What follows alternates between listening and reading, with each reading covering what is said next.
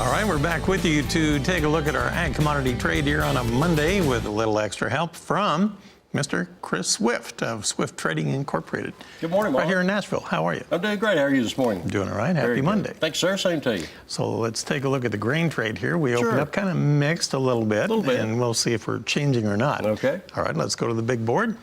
On the corn, still down a penny on December at 3.66. On the soybean trade on the November contract this morning. Let's go ahead and flip over there and see what soybeans are doing. We are 5 3/4 higher, Chris. We're at 8.49 3/4. So we're up within a penny of our high of the day now. In the wheat trade, we go to Chicago, where we have December now trading at 5.15 1/4. That's 4 cents higher.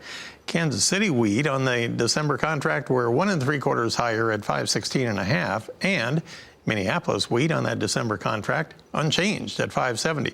I don't want to leave out the cotton market because we had a big move there overnight, and it's still 143 points higher at 83.42. There's a lot of stuff tugging on these markets today. I would imagine one big item is going to be the big report coming up on Wednesday. Right, the grain stocks report, supply demand report. Everybody's going to be anxious to see what kind of movement that we've had in the beans with all the tariffs going on, and we've had some harvest ability to get some corn in the beans. Probably still a little bit too early for the beans yet, but clearly we've seen some corn make progress up through the Kentucky area and a little bit further north there. So what's the first number you're going to look for on the report? You know, probably I'd like to see if corn usage is still as heavy as what it has been. You know, the corn stocks has been kept fairly stable.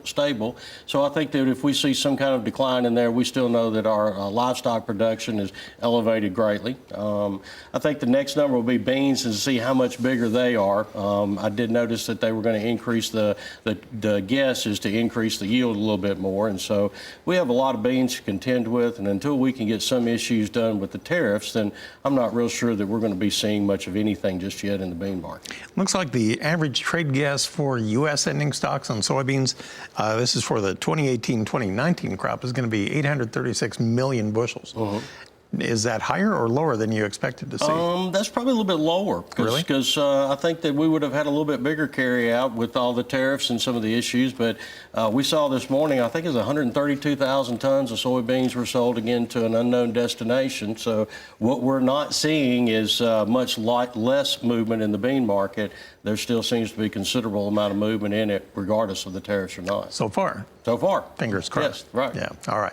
Well, we'll come back in a moment, and we'll take a look at what to expect in our livestock trade and what's going on right now when we come back. Back with you to take a look at our markets. I want to start with the dollar here in this segment. Dollar making a move today to the downside. And September futures, down 310 points at 95.050. December futures on the index down 320 points at 94.660. On the crude oil trade today, it is going the other way. West Texas Intermediate crude on October, it's trading 66 higher right now at 68.41. So back to the dollar value here. We're talking with Chris Swift of Swift Trading in Nashville. There was some jobs data that came out last week. Friday. And then some analysts had said that maybe that would translate into better beef demand or pork demand. They said that the jobs data was very friendly. That would be friendly for maybe economic growth or something like that. Maybe higher interest rates. Do you think that will boost up the demand for our products a little bit? Well, it will probably keep it very stable.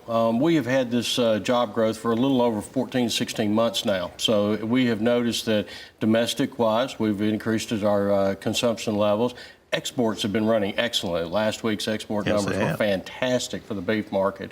So I think we're continuing to see elevated demand due to that, and it is all employment.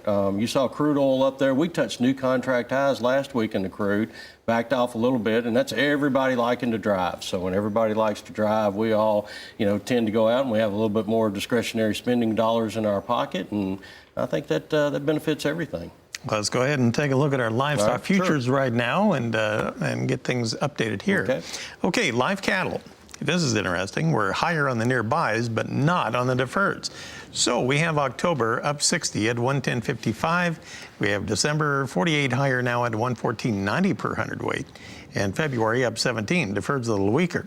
On the feeder cattle trade, here we go with the September contract down 20 at 152.78. October down 20 at 152.75.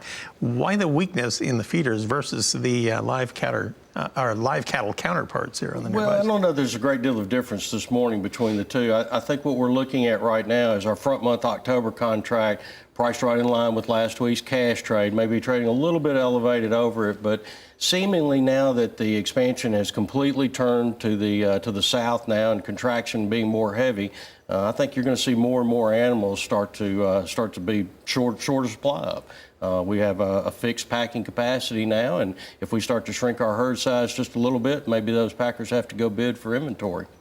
Lean hogs, let's take a look at what they're doing right now. And on the lean hog futures, on the big board, we have October 95 higher at 56.60 and December 30 higher at 57.10, kind of in the middle of the trading range. And here again, we're higher on the nearbys, but not on the deferreds. Why? I think swine flu has a lot to do with it, and I do not know how, because I've not been able to come up with a very good forethought of what all the flu will cause. We know that it kills a lot of animals. We know it has some aspects to begin to lower people's factor of wanting to eat pork just a little bit because they hear disease, and of course it has no human interaction to it. But still, in all, it's in the news all the time, and it has a tendency to impact those pork prices. But longer term, I'm not real sure how, other than once you get it done and over with, expansion will continue to roll in the pork industry. Interesting. All right. Well, thanks for coming in and weighing in on the markets. Absolutely.